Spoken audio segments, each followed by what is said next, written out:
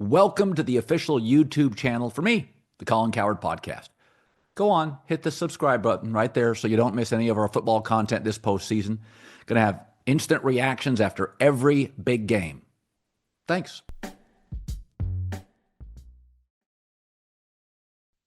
College football reactions presented by JLab. JLab has the best audio products in the game. They're ready to take care of you this football season. Traveling to watch your favorite team or just streaming the game at home, find the Blue Box at Walmart, Target, Best Buy, or go to jlab.com. Love their stuff. The Blue Box. So I want to touch on a couple of college things. So Cam Ward and Shedeur Sanders in a very weak class are going to go 1-2. Shedeur did not play terribly well against BYU. They got run. Cam Ward, I would have skipped the bowl game instead of play the first half, not play the second, just because if I would have played poorly, I would have wanted to play the second half. I don't think it will affect. Listen, if you need a quarterback, you're going to draft. I don't think it has any effect on Cam Ward's draft status. Do you? No, I pay zero, and I think most people in the NFL, non-playoff bowl games are pretty meaningless. Whether you want to play, whether you play, no one gives a shit. I would disagree. I don't think he's a lock to be the second pick by any means. Well, I think Shedeur and Cam will be the top two quarterbacks taken. Oh, gotcha. I just don't know. Like 1 and 2, I think this draft is very up in the air. Unlike last year, where it was pretty clear, guys, quarterbacks. So I think New England's got the number 1 pick. I think somebody will trade up to number 1 just out of fear. I mean, Tennessee now. You know what I would do if I was them, Colin?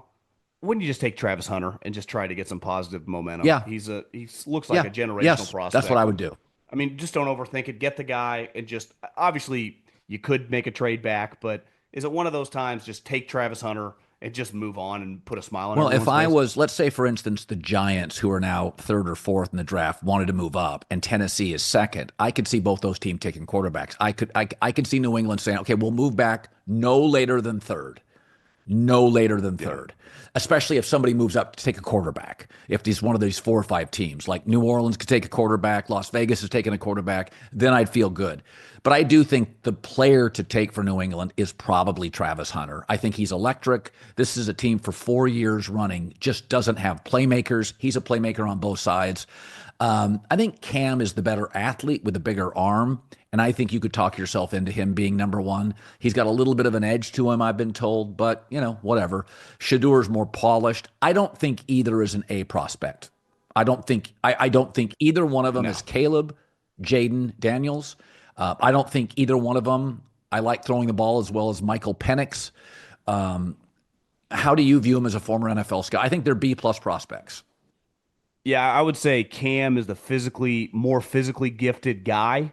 Shedeur, I think, is the better player, but Shedeur has a little bit, and maybe it's just the team he was on, but we've seen this carry over for Caleb, holds on to the ball a little long. Now, granted, I would too, to try to wait for some of my wide receivers to get open. One thing I will say about Shedeur is over the course of his couple years in Colorado, and I didn't watch much of BYU. I had it on a second TV, but every time I looked up, he was getting killed. He's tough. He can handle it. I think Cam Ward's grades are going to be all over the map. I think he's going to be a pretty fascinating prospect. I think when the dust settles, probably if I was a betting man, Shedeur ends up going number 1 overall, especially if New England, obviously they're not going to take him, but trades back a couple spots. I could see Cam Ward going anywhere from 2 to like 10. I think he is going to be a polarizing prospect. I think Travis Hunter, and I'm sure you've heard this too, consistent theme. We've seen some drafts recently with like the Penei Sewells and Jamar Chases and Micah Parsons and just some elite players drafted in the top 15. I don't think this draft's viewed as like Hall of Famers everywhere up top. I've been told you could be drafting at 18 and get the same player the dude that drafts at 4 gets. Even last year, like it was pretty clear at the top, a lot of good players. This draft is not viewed like that at all. I mean, there's not left tackle that I don't think anyone views as my like favorite Johnson player, Trent Williams. My can't miss player is not Travis Hunter, because I think if he comes in and wants to be a receiver, but he's a better corner, it could go sideways. The best player I've seen in college football is Mason Graham, the defensive tackle for Michigan. I think he is a 10-year All-Pro. I think Mason Graham's the best player. I think that receiver from Arizona, T-Mac, McMillan, is a can't-bust player. I think the corner from Michigan, Will Johnson is not going to miss. I think I think two of the three best players. I think even Kelvin Banks, the Texas tackle, I could see him coming in and just being okay. I think there's a lot of. I Yeah. think there's a lot of. LSU tackle too. I think people like him, but they don't love I him. think Travis Hunter. I mean, I think Shedeur and Cam are as good as where they land. I think if Shedeur lands with a team, like for instance, let's say Shedeur, the Raiders now with another win probably won't get him. And I don't think Telesco loves either one of these quarterbacks. I don't know that, but I just knowing, that he drafted Herbert and what he looks for in terms of size and mobility is neither one of these guys to me feels like that. Um, No. Mason Graham's the best player. Will Johnson, the corner, Michigan. T Mac, the Arizona kid. I think it was a down year for the SEC. I think we have to be totally honest about this. Is Georgia now? I mean, Georgia doesn't have Carson Beck. I think they're very beatable.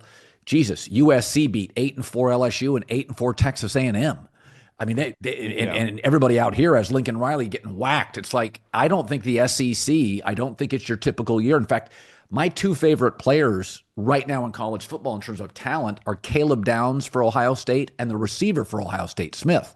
Those to me are the two. Yeah, and they're not even No, draft yeah. eligible. I mean, to me, if they were draft eligible, and I'm not joking when I say this, in a bad quarterback year, if you didn't need a quarterback like New England, they would take that wide receiver from Ohio State. And I think who's taking number 2 right now? Tennessee probably needs a quarterback. If a team didn't need a quarterback in this draft, I would take those 2 Ohio State players over every single player in this draft. I'm dead serious. Yeah. Yeah, I think Texas has a couple players, number 11, that's an underclassman that's not eligible. I mean, so I think some of their best players are not draft eligible. That's, good thing if you're Sark. I think the tight end at Penn State's Waller pretty damn good. Tyler or Warren. Warren, Tyler Yeah, Warren. Yeah. Warren. Yeah, number Yeah. 44. He's the real deal. I think one thing, if we look at, we're big AFC West guys. Denver and the Chargers, they need a Yeah. running back, right? Young running back. It is a great running back Listen, class. let me throw one at you. And he'll probably be a 5th round running back. And I don't want to sound like a homer. Woody Marks at USC is today I went and looked at the top 20 running backs in this class. They had this kid at like 14 and I'm like, "Holy shit. He is the best running back USC has had." I'm serious. Since Reggie, he can catch, he can block, he can run. And they had him listed, I think, 14th or 15th best running back in the country. I'm glad you brought this up. It is the best running back draft I can remember in years. Yeah, I mean that's the thing with obviously Genty, all-time great season, but he's 5'8", and it's like, okay, you're going to take him pick 17 or 22 when you could just take your starting running back the following round and get a corner or get a linebacker or get a better player. And that's where I think this. I was watching the Holiday Bowl. Syracuse had a kid. I'm like, this guy's really good. Every team you watch, Carolina. Iowa, Yeah. Washington, every team just has an NFL Yep. back, and they physically look it. They're just jacked. Most of them are 210 to 220. They break tackles. They get downhill. This running back class, that's the one thing I've heard. Absolutely stacked with NFL. The Chargers and the Broncos, you watch both those two teams. I mean, I know Jim, but I even think Denver, they will take a running back on the second day in the second or third round. And if they hit, that could change both those two offenses. Okay, so we're going to have great quarterfinal games. We'll wrap it up with this. I'll take Penn State close over Boise State close. What say you? I like Penn State pretty big, and I think they beat them by double I'll digits. take Texas over Arizona State comfortably, couple of touchdowns. Yeah, I think that's a massive talent mismatch. Tough draw for ASU. I think Ohio State beats Oregon by about a touchdown. I don't know if the time off for a young Oregon team helped. I'll take the Buckeyes. I'm going to take Oregon here. I think everyone's going Ohio State. I think we're going to overreact a little bit. And listen, that game, they just got their ass kicked by Michigan. I think people are sleeping on Oregon. Best team start to finish. Rose Bowl. It's going to feel like, the Rose Bowl we all grew up on. I like Oregon in that game. Notre Dame-Georgia. I think Do it. I'm going to take Notre Dame. Same. Yeah, I think it's Same. close. Yeah. Georgia hasn't been very good Man. this year. I mean, for their standards. I mean, they have been a shell of what Yeah. they've been. That's still good, but I think Notre Dame, explosive in the run game. Everybody's making fun of me.